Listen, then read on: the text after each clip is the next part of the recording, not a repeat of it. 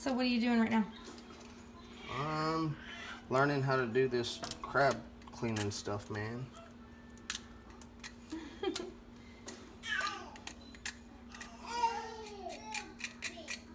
So this is the first time you had crabs?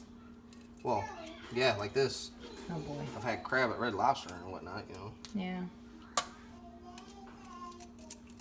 This one was a smoker. This guy looks healthy. I don't think he smoked. So what are you doing right now? Cracking the shell off the back of it.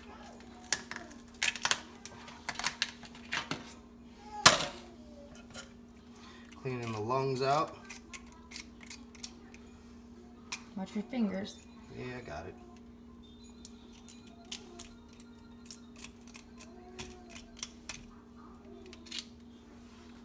Removing his face. Removing his whatever the hell this thing is. And just make sure everything's separated right here. So it can be sprayed out.